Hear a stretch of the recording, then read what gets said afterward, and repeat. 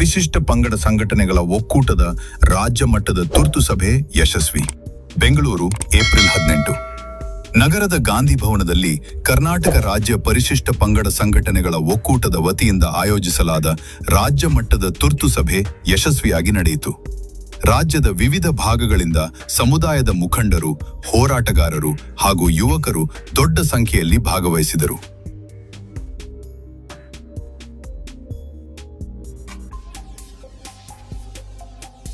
ಸಭೆಯಲ್ಲಿ ಮುಖ್ಯವಾಗಿ ರಾಜ್ಯ ಸರ್ಕಾರವು ಪ್ರಸ್ತುತ 56,437 ಹುದ್ದೆಗಳ ಭರ್ತಿಯಲ್ಲಿ ಪರಿಶಿಷ್ಟ ಪಂಗಡಗಳಿಗೆ ಕೇವಲ 3% ಮೀಸಲಾತಿ ಅನ್ವಯಿಸುತ್ತಿರುವ ಬಗ್ಗೆ ತೀವ್ರ ಆಕ್ಷೇಪ ವ್ಯಕ್ತಪಡಿಸಲಾಯಿತು. ಈಗ ಕೆಲವು ದಿನಗಳಿಂದ ನಮ್ಮ ಸಮಾಜದ ಹಲವಾರು ಎಂಎಲ್ಎಗಳ ಮನೆ ಮುಂದುಗಡೆ ಧರಣಿ ಸಹ ನಡೀತಾ ಇದೆ. ಅವರು ಸಹ ಎಚ್ಚೆತ್ತುಕೊಳ್ಳಲಿಲ್ಲ. ಈಗ ನಾವೇನ್ ಮಾಡ್ತೀವಿ, ಈಗ ಅವರವರ ಸಾಮರ್ಥ್ಯಕ್ಕೆ ಅನುಗುಣವಾಗಿ ಆ ಭಾಗದಲ್ಲಿ ಹೋರಾಟಗಳು ನಡೀತಾ ಇದ್ರು ಸಹ ಸರ್ಕಾರದ ಮೇಲೆ ಇದರಿಂದ ಉದ್ಯೋಗಾಕಾಂಕ್ಷಿಗಳ ಮೇಲೆ ಅನ್ಯಾಯವಾಗುತ್ತಿದೆ ಎಂದು ಅಭಿಪ್ರಾಯಪಟ್ಟರು. ಇನ್ನೊಂದು ಪ್ರಮುಖ ವಿಚಾರವಾಗಿ ಪರಿಶಿಷ್ಟ ಪಂಗಡದ ಹೆಸರಿನಲ್ಲಿ ನಕಲಿ ಜಾತಿ ಪ್ರಮಾಣಪತ್ರ ಪಡೆಯುತ್ತಿರುವ ಪ್ರಕರಣಗಳು ಹೆಚ್ಚುತ್ತಿರುವುದರ ಬಗ್ಗೆ ಚರ್ಚೆ ನಡೆಯಿತು. ಈ ಕುರಿತು ಕಠಿಣ ಕ್ರಮ ಕೈಗೊಳ್ಳಬೇಕು ಎಂದು ಸಭೆಯಲ್ಲಿ ಒತ್ತಾಯಿಸಲಾಯಿತು. ಮೀಸಲಾತಿ ಪ್ರಮಾಣವನ್ನು ಹೆಚ್ಚಿಸುವ ಕುರಿತು ಕೂಡ ಚರ್ಚೆ ನಡೆಯಿತು.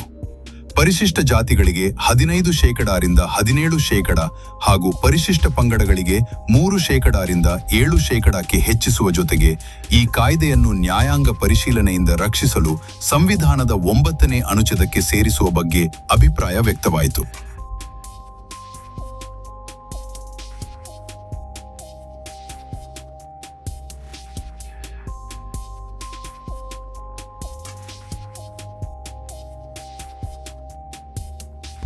ನಿವೃತ್ತ ಎಸಿಪಿ ಪಂಪಾಪತಿ ಅವರು ಕಾನೂನು ಹೋರಾಟದ ಬಗ್ಗೆ ಸಮುದಾಯದ ಜನ ಕೈಗೊಳ್ಳಬೇಕಾದ ಅರಿವನ್ನು ಸವಿಸ್ತಾರವಾಗಿ ಹೇಳಿದರು. ಈ ಮೀಸಲಾತಿ ಅನ್ನೋದು ಏನಿದೆಯಲ್ಲ, ಈ ಮೀಸಲಾತಿ ಅಂತಕ್ಕಂಥದ್ದು ನಮಗೆ ಎಷ್ಟು ನಮ್ಮ ತುಳಿತಕ್ಕಂಥ ಒಂದು ಶೋಷಿತ ಸಮುದಾಯದ ತುಳಿತಕ್ಕಂಥ ಒಂದು ಪರಿಪಾಠವನ್ನು ನಾವು ಇಷ್ಟದಿಂದ ನೋಡ್ಕೊಂಡು ಬಂದಪ್ಪ ಅಂದ್ರೆ 1904ರಲ್ಲಿ ಏನು ಶಾಹು ಮಹಾರಾಜರು ಮೀಸಲಾತಿ ತಂದ್ರಲ್ಲ, ಮೀಸಲಾತಿ ತಂದ ವಿಚಾರಕ್ಕೆ ಅವರಿಗೆ ರೈಲಿನಲ್ಲಿ ಪ್ರಯಾಣ ಮಾಡುವಾಗ ಅವರನ್ನ ಕೊಲೆ ಮಾಡಲಿಕ್ಕೆ ಪ್ರಯತ್ನ ಮಾಡಿದರು ಈ ಜಾತಿವಾದಿಗಳು. ನಂತರ 1916ರಲ್ಲಿ ನಾಲ್ವಡಿ ಕೃಷ್ಣರಾಜರು ಏನು ಈ ಶೋಷಿತ ವರ್ಗಕ್ಕೆ ಏನು ಮೀಸಲಾತಿ ತಂದ್ರಲ್ಲ, ಅವಾಗ ಅಲ್ಲಿ ದಿವಾನರಾಗಿರ್ತಕ್ಕಂಥ ಸರ್ ಎಂ ವಿಶ್ವೇಶ್ವರಯ್ಯನವರು ತಮ್ಮ ಹುದ್ದೆಗೆ ರಾಜೀನಾಮೆ ಕೊಟ್ಟರು.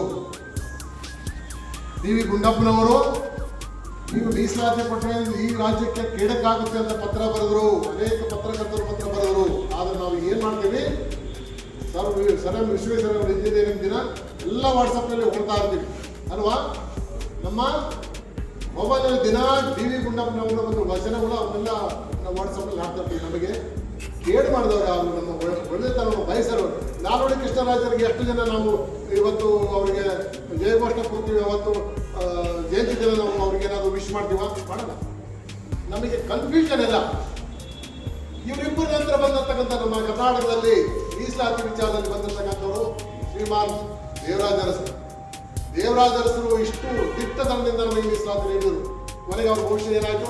ನಾವು ಯಾರು ಬೆನ್ನು ನಿಂತ್ಕೊಂಡಿವ, ಅವರನ್ನ ಸೋಲಿಸಿ ಸುಣ್ಣ ಮಾಡಿದ್ವಿ ನಮ್ಮ ಜನ ಎಲ್ಲ. ನಂತರ ಎಲ್ ಸಿ ಹಾನೂರು ಸಾಹೇಬರು ಹಿಂದುಳಿದ ವರ್ಗಕ್ಕೆ ಮೀಸಲಾತಿಯನ್ನು ನೀಡ್ತಕ್ಕಂಥ ಮಹನೀಯರು. ಅವರಿಗೆ ಚಿತ್ರದುರ್ಗದಲ್ಲಿ ಅಲ್ಲಿ ನಾಯಕರ ಗಂಡು ಮೆಟ್ಟಿನ ನಾಡಲು ಅಂತ ಜಾಗದಲ್ಲಿ ನಾವು ಅವ್ರಿಗೇನ್ ಮಾಡಿದ್ವಿ? ಅವ್ರು ಗೆಲ್ಸಿದ್ವಾ?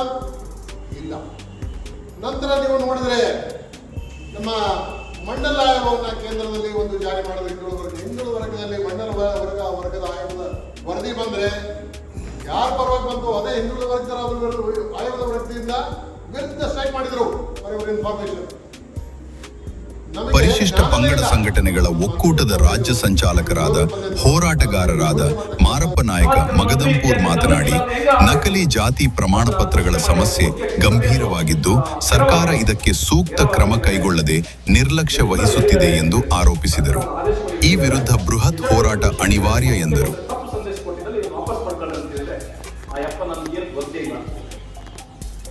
ಅವತ್ತ ನಿರ್ಲಕ್ಷ್ಯತೆಯಿಂದ ಇವತ್ತ ಈ ಸಮಾಜ ನೋವುಗಳನ್ನು ಅನುಭವಿಸ್ತಕ್ಕಂಥ ಪರಿಸ್ಥಿತಿ ಬಂದಿದೆ.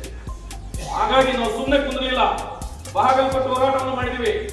ಬಿಸಿ ಕಚೇರಿಯನ್ನು ಮುಚ್ಚಿ ಹಾಕಿದ್ವಿ, ಬಿಜಾಪುರ ಬಿಸಿ ಕಚೇರಿಯನ್ನು ಮುಚ್ಚಿ ಹಾಕಿದ್ವಿ, ಕಲಬುರಗಿ ಬಿಸಿ ಕಚೇರಿಯನ್ನು ಮುಚ್ಚಿ ಹಾಕಿದ್ವಿ, ಯಾದಗಿರಿಯಲ್ಲಿ ಅವರ ಸಭೆಯನ್ನು ಮುಚ್ಚಿ ಹಾಕಿದ್ವಿ, ಬಳ್ಳಾರಿಯಲ್ಲಿ ಗೋ ಬ್ಯಾಕ್ ಸಿಎಂ ಅಂತ ಹೇಳಿ ಹೋರಾಟವನ್ನು ಮಾಡಿದ್ವಿ. ಅಂದಿನ ಪರಿಣಾಮದಿಂದ ಇವತ್ತು ಬಿಜೆಪಿ 15 ಮಂದಿ ಶಾಸಕರು ಇವತ್ತು ಸೋತು ಸುಣ್ಣಾಗಿದ್ದಾರೆ. ಇವತ್ತು ಸೋತು ಸುಣ್ಣ ಜೀರ ಸಂಪಾದನೆ ಮಾಡಿದ್ದಾರೆ ಮೀಸಲಾತಿ ಕ್ಷೇತ್ರಗಳಲ್ಲಿ. ಇದು ಪರಿಶಿಷ್ಟ ಪಂಗಡದ ಮೀಸಲು ಕ್ಷೇತ್ರದಲ್ಲಿ ಸೋತಿದ್ದೀರಿ. ಕಾಂಗ್ರೆಸ್ನವರು ನೀವು ದೊಡ್ಡ ಸಾಧನೆ ಮಾಡಿದಂತ 15ರಲ್ಲಿ 14 ಕ್ಷೇತ್ರದಲ್ಲಿ ಗೆದ್ದಿದ್ರಲ್ಲ, ಅವರು ಮಾಡಿದ ತಪ್ಪಿಗೆ ನೀವು ಗೆದ್ದಿದ್ದೀರಿ. ನೀವಾದ್ರೂ ಸರಿಪಡಿಸ್ಬೇಕಲ್ಲ. ಇವತ್ತು ನೀವಾದ್ರೂ ಮಾಡ್ಬೇಕು. ಒಂದು ಕಡೆಗೆ ಗೊಂಡ ಹೆಸರಿನಲ್ಲಿ 2.5 ಲಕ್ಷ ಇಸ್ವಿ ಆದ್ರೆ ಇಲ್ಲಿ ತಳವಾರ ಹೆಸರಿನಲ್ಲಿ 2.5 ಲಕ್ಷ. ಇವತ್ತು ಬೆಂಗಳೂರು ಮಹಾನಗರದಲ್ಲಿ ಇರ್ತಕ್ಕಂಥ ಇಲ್ಲಿ ಸಮುದಾಯದ ನಾಯಕರುಗಳು ಇಲ್ಲಿ ಯಾರು ಕಾಸ್ಟ್ ಸರ್ಟಿಫಿಕೇಟ್ ತಗೊಂಡ್ರಂತ ಅನ್ಬೇಡ್ರಿ. ಬಿಜಾಪುರ, ಬಾಗಲಕೋಟೆ, ಏನು ಬೆಳಗಾವಿ, ಅದರ ಜೊತೆಯಲ್ಲಿ ಯಾದಗಿರಿ, ಕಲಬುರಗಿ ಎಲ್ಲಾ ಕಡೆ ತಗೊಂಡದ್ದಲ್ಲ. ನಿಮ್ಮ ಬೆಂಗಳೂರು ನಗರದಲ್ಲಿ ಎಷ್ಟು ತಗೊಂಡಿದ್ದಾರೆ ಅಂತ ನಾನು ಹೇಳ್ತೀನಿ. ಬೆಂಗಳೂರು ರೂರಲ್ದಲ್ಲಿ 4402 ಫೇಕ್ ಸರ್ಟಿಫಿಕೇಟ್ ಇಶ್ಯೂ ಆಗಿದ್ದಾವೆ ಬೆಂಗಳೂರು ನಗರದಲ್ಲಿ. ಆಮೇಲೆ ರೂರಲ್ದಲ್ಲಿ, ಬೆಂಗಳೂರು ಸೌತ್ ನಲ್ಲಿ ಅಲ್ಲಿ ಅಲ್ಲ ಸೌತ್ ನಲ್ಲಿ 593 ಬೆಂಗಳೂರು ಸೌತ್ ನಲ್ಲಿ. ಬೆಂಗಳೂರು ಅರ್ಬನ್ದಾಗ 8860 ಫೇಕ್ ಸರ್ಟಿಫಿಕೇಟ್ ಇಶ್ಯೂ ಆಗಿದೆ. ಈ ಬೆಂಗಳೂರು ಸಿಟಿಯಲ್ಲಿ, ಯಾಕಂದ್ರೆ ಇದು ದೊಡ್ಡ ಮಹಾನಗರ, ಇಲ್ಲಿ ಯಾರು ಕೇಳೋದಿಲ್ಲ ಹೇಳೋದಿಲ್ಲ. ಇಲ್ಲಿ ಫೇಕ್ ಸರ್ಟಿಫಿಕೇಟ್ ನಾಯಕ ತಳವಾರ ಹೆಸರಿನಲ್ಲಿ ಸರ್ಟಿಫಿಕೇಟ್ ಇಶ್ಯೂ ಆಗಿದ್ದಾವೆ. ಸೊ ಇದರಂಗೆ ಒಟ್ಟು 2,39,166 ಫೇಕ್ ಸರ್ಟಿಫಿಕೇಟ್ಗಳು ಇವತ್ತು ನಾಯಕ ತಳವಾರ ಹೆಸರಿನಲ್ಲಿ ಯಾರು ತಗೊಂಡಿದ್ದಾರೆ ಅಂದ್ರೆ ಪ್ರವರ್ಗ 1ರಲ್ಲಿ ಬರ್ತಕ್ಕಂಥ ಕೂಲಿ ಕಬ್ಬಲಿಗ ಸಮಾಜದವರು ತಗೊಂಡಿದ್ದಾರೆ. ಅಲ್ಲಿ 2.5 ಲಕ್ಷ ಗೋಂಡ ರಾಜಮಂಡ್ರಿ ಹೆಸರಿನಲ್ಲಿ, ಇಲ್ಲಿ 2.5 ಲಕ್ಷ ತಳವಾರ ಹೆಸರಿನಲ್ಲಿ ಇವತ್ತು ನಕಲಿ ಜಾತಿ ಪ್ರಮಾಣ ಪತ್ರ. ಒಟ್ಟು ಎಷ್ಟು? 5 ಲಕ್ಷ. ಇವತ್ತು 5 ಲಕ್ಷ ಜಾತಿ ಪ್ರಮಾಣ ಪತ್ರ ತಗೊಂಡ್ರೆ ಅದರಿಂದ ಇವತ್ತು ನಮ್ಮ ಮಕ್ಕಳಿಗೆ ಉತ್ತರ ಕರ್ನಾಟಕ ಭಾಗದ ಜಿಲ್ಲೆಗಳಲ್ಲಿ ಏನಾಗಿದೆ ಅಂದ್ರೆ ಪ್ರತಿಯೊಂದು ವಸತಿ ಶಾಲೆಯಲ್ಲಿ ನಮ್ಮ ಮಕ್ಕಳಿಗೆ ಸೀಟ್ಗಳನ್ನು ತಪ್ತಾ ಇದ್ದಾವೆ. MBBS ಸೀಟ್ ತಪ್ತಾ ಇದೆ, ಅಗ್ರಿಕಲ್ಚರ್ ಸೀಟ್ ತಪ್ತಾ ಇದೆ, ಆಮೇಲೆ ಇಂಜಿನಿಯರಿಂಗ್ ಸೀಟ್ ತಪ್ತಾ ಇದೆ. ಪ್ರತಿ ಒಂದು ಸವಲತ್ತುಗಳು ಇವತ್ತು ಹೋಗ್ತಾವೆ. ಕೃಷಿ ಇಲಾಖೆಯಲ್ಲಿ ಒಂದು ಅರ್ಜಿ ಹಾಕಿದ್ರು ನಮ್ಗೆ ನೈಜವಾಗಿ ಪರಿಶಿಷ್ಟ ಪಂಗಡ ನಾಯಕ ಸಮಾಜದವರಿಗೆ ಅಥವಾ ಇನ್ನಿತರ 51 ಬುಡಕಟ್ಟು ಜನಾಂಗದವರಿಗೆ ಇವತ್ತು ಸಿಗ್ತಾ ಇಲ್ಲ. ಇವತ್ತು ನಕಲಿ ಜಾತಿ ಪ್ರಮಾಣ. ಅಲ್ಲಿರ್ತಕ್ಕಂಥ ಶಾಸಕರುಗಳು ಓಟಿನ ಆಸೆಗಾಗಿ ಇವತ್ತ ಅವರಿಗೆಲ್ಲ ಸಪೋರ್ಟ್ ಮಾಡ್ತಾ ಇದ್ದಾರೆ. ನಮ್ಮ ರಾಜಕಾರಣಿಗೆ ಒಬ್ಬರಾದ ಭಾವಿಸಿದ್ರೆ ಇನ್ನೆಷ್ಟು ದಿನಗಳಂತ ಹೋರಾಟ ಮಾಡ್ಬೇಕು ನಾವು? ರೇ ಸ್ವಾಮಿ, ಇವತ್ತ ನಮ್ಮ ನಾರಾಯಣ ಸ್ವಾಮಿ ಅವರು ಹೇಳಿದ್ರು 2017ರಲ್ಲಿ ಜನವರಿ 31ರಂದು ಬನ್ನಪ್ಪ ಪಾರ್ಕ್ನ ಹೋರಾಟ ಮಾಡಿದೀವಿ. ಮತ್ತೊಬ್ಬ ರಾಜ್ಯ ಸಂಚಾಲಕರಾದ ಶ್ರೀಧರ್ ಕುಪ್ಪೂರು ಮಾತನಾಡಿ, ಸರ್ಕಾರಗಳು ಪರಿಶಿಷ್ಟ ಪಂಗಡದ ಹಕ್ಕುಗಳ ಮೇಲೆ ನಿರಂತರ ದೌರ್ಜನ್ಯ ನಡೆಸುತ್ತಿವೆ ಎಂದು ಆರೋಪಿಸಿದರು. ಸಮುದಾಯದ ಜನಪ್ರತಿನಿಧಿಗಳು ಒಗ್ಗಟ್ಟಿನಿಂದ ಸರ್ಕಾರದ ಮೇಲೆ ಒತ್ತಡ ಹೇರುವ ಅಗತ್ಯವಿದೆ ಎಂದು ಹೇಳಿದರು. ರಾಜ್ಯ ಸರ್ಕಾರ, ಒಂದ್ ಕಡೆ ಕೇಂದ್ರ ಸರ್ಕಾರ, ಯಾರು ಕೇಳಬೇಕಿದನ್ನ?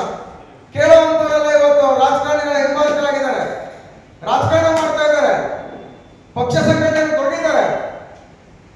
ಈ ಒಂದು ನಿಟ್ಟಿನಲ್ಲಿ ಇವತ್ತು ಏನು ನಮ್ಮ 56,000 ಹುದ್ದೆಗಳನ್ನ ಬ್ಯಾಕ್ಲಾಗ್ ಅನ್ನ ತುಂಬಕ್ಕೆ ಸರ್ಕಾರ ಹೊರತು, ಈಗಾಗಲೇ ನಮಗೆ ಕೇಂದ್ರ ಸರ್ಕಾರ 7% ಇದೆ ಹುದ್ದೆಗಳಲ್ಲಿ ನಮಗೆ ಭರ್ತಿಯನ್ನು ಮಾಡಬೇಕಂತ ರಾಜ್ಯ ಸರ್ಕಾರ ನಮ್ಮ ಸಮಾಜದ ವಿದ್ಯಾವಂತ ಯುವಕರಿಗೆ ವಿಷ ಉಳಿಸ್ತಾ ಇದೆ. ಅನ್ಯಾಯಗಳು ನಮ್ಮ ಮಕ್ಕಳ ಸ್ವಾಮಿ, ನಮ್ಮ ಲಕ್ಷ್ಮಿಗೆ ಸ್ವಾಮಿ, ನೀವು ಬರ್ತಾನ ಗೊತ್ತು, ಮೀಸಲಲ್ಲಿ ನಮಗೆ ಅದು ಮಹತ್ವ ಗೊತ್ತು. ಹೆಚ್ಚಳವಾಗಿ 15ರಿಂದ 17, 3ರಿಂದ 7 ಹೆಚ್ಚಳ ಮಾಡೋದಲ್ಲ, ಆವತ್ತು ಆಕ್ಟ್ ಅನ್ನ 9ನೇ ಪರಿಚಯಕ್ಕೆ ಸೇರಿಸಿ ಅದನ್ನ ಸೆಕ್ಯೂರ್ ಮಾಡತಕ್ಕಂಥ ಕ್ರಮ ರಾಜ್ಯ ಸರ್ಕಾರ, ಕೇಂದ್ರ ಸರ್ಕಾರ ಮಾಡಬೇಕು. ಕೇಂದ್ರ ಸರ್ಕಾರ ತ್ವರಿತವಾಗಿ ಅದನ್ನು ಕೆಲಸ ಮಾಡಬೇಕು ಅಂತ ಒಂದು ವಿಚಾರವಾಗಿಟ್ಕೊಂಡು ಹೋರಾಟಗಾರ್ತಿ ಸುಕನ್ಯಾ ಮಾರುತಿ ಮಾತನಾಡಿ, ಈ ಸಭೆ ಮುಂದಿನ ಹೋರಾಟಕ್ಕೆ ದಿಕ್ಕು ತೋರಿಸುವಂತದ್ದು ಎಂದು ಹೇಳಿ ಯುವಕರು ಹೆಚ್ಚಿನ ಸಂಖ್ಯೆಯಲ್ಲಿ ಹೋರಾಟದಲ್ಲಿ ಭಾಗವಹಿಸುವಂತೆ ಕರೆ ನೀಡಿದರು. ಬರೀ ಮೆಸೇಜ್ ಹಾಕ್ಬಿಡೋದು, ಮೆಸೇಜ್ ಹಾಕಿದ್ವಿ ಅವ್ರ ಹಾಕಿದ್ರು, ಅಲ್ಲೇ ಕಾಮೆಂಟ್ ಮಾಡೋದು, ಅಲ್ಲೇ ಬೈದಾಡೋದು, ಅಲ್ಲೇ ಜಗಳಾಡೋದು, ಅಲ್ಲೇ ಮಾತಾಡೋದು. ಆ ಸೋಷಿಯಲ್ ಮೀಡಿಯಾ, ಮೊಬೈಲ್ ಬಿಟ್ಟು ಸ್ವಲ್ಪ ಹೊರಗಡೆ ನಾವು ನೋಡುವಂತ ಯುವಕರು ಬೇಕು. ಈಗ ಇವರೆಲ್ಲ ಬಂದಿದ್ದಾರೆ, ಯುವಕರು ಸಂಘಟಿಸಿ ಅವರೇ ಕರೆದಿದ್ದಕ್ಕೆ ನನಗೆ ಎಷ್ಟು ಖುಷಿ ಆಯಿತು, ಆಸಕ್ತಿಯಿಂದ ಬಂದರೆ. ಇದಕ್ಕಿಂತ ಖುಷಿ ಆಯಿತು ಈಗ ಕುರ್ಚಿಗಳನ್ನ ಹಾಕಿರೋರು. ಇಂಥ ಖುಷಿಯಾಗೋಯ್ತು ನನಗೆ ನೋಡಿ, ನಾಳೆ ಒಳ್ಳೆ ಕೆಲಸ ಮಾಡಿದ್ರಪ್ಪ ಈ ಕುರ್ಚಿಗಳು. ಯಾಕಂದ್ರೆ ಅದಕ್ಕೂ ಜಗಳ. ಚಲನಚಿತ್ರ ನಿರ್ದೇಶಕ AR ಸಾಯಿರಾಮ್ ಮಾತನಾಡಿ, ರಾಜಕೀಯವಾಗಲಿ, ಸಿನಿಮಾದ ರಂಗವಾಗಲಿ, ಯಾರು ಸಮುದಾಯದ ಜನರ ಪ್ರೀತಿಗೆ ಪಾತ್ರರಿದ್ದೀರಿ, ನೀವು ಸಮುದಾಯಕ್ಕಾಗಿ ಒಗ್ಗಟ್ಟಾಗಿ, ಸಿನಿಮಾದಲ್ಲಿ ಅಷ್ಟೇ ನೀವು ನಾಯಕರಲ್ಲ, ಸಮುದಾಯದ ಎಲ್ಲರ ಮನದಲ್ಲೂ ನೀವು ನಾಯಕರು. ಇವತ್ತು ಸರ್ಕಾರ ಸಮುದಾಯದ ಬೆನ್ನೆಲುಬು ಮುರಿಯುತ್ತಿದೆ. ನಿಮ್ಮ ಮೌನ ಸಮುದಾಯವನ್ನು ಸ್ಮಶಾನ ಮಾಡಬಹುದು. ಚಳುವಳಿಗೆ ನಿಮ್ಮ ಅವಶ್ಯಕತೆ ಇದೆ. ಕಾನೂನಿನ ಮೂಲಕ ಹೋರಾಟಕ್ಕೆ ರಾಜಕೀಯ ನಾಯಕರ ಸಹಾಯ ಬೇಕಿದೆ ಎಂದು ಮನವಿ ಮಾಡಿದರು. ಎಸ್ಆರ್ ನಾಯಕರು, ಸಮುದಾಯದ ಲೀಡರ್ಗಳು, ಮೊದಲು ನಿಮ್ಮ ವೈಯಕ್ತಿಕ ವಿಚಾರವನ್ನು ಸಮುದಾಯದ ಹೋರಾಟದಲ್ಲಿ ತರಬೇಡಿ. ಸಮುದಾಯದ ಹಿತಕ್ಕೆ ಈ ನಡೆಗಳು ಮಾರಕವಾಗಲಿವೆ ಎಂದು ಸೂಕ್ಷ್ಮವಾಗಿ ಸಮುದಾಯದ ನಾಯಕರಿಗೆ ತಿವಿದರು. ಸಭೆಯಲ್ಲಿ ಕೈಗೊಂಡ ತೀರ್ಮಾನಗಳು: ಪರಿಶಿಷ್ಟ ಪಂಗಡ ಸಂಘಟನೆಗಳ ಒಕ್ಕೂಟದ ಅಡಿಯಲ್ಲಿ ಹೋರಾಟ ರೂಪಿಸುವುದು, ರಾಜ್ಯ ಮತ್ತು ಜಿಲ್ಲಾ ಮಟ್ಟದ ಸಮಿತಿಗಳನ್ನು ರಚಿಸುವುದು, ವಿಭಾಗ ಮಟ್ಟದಲ್ಲಿ ಸಭೆಗಳನ್ನು ನಡೆಸುವುದು, ಶೀಘ್ರದಲ್ಲೇ ಮತ್ತೊಂದು ರಾಜ್ಯ ಮಟ್ಟದ ಸಭೆ ಕರೆದು ಹೋರಾಟದ ದಿನಾಂಕ ಘೋಷಿಸುವುದು.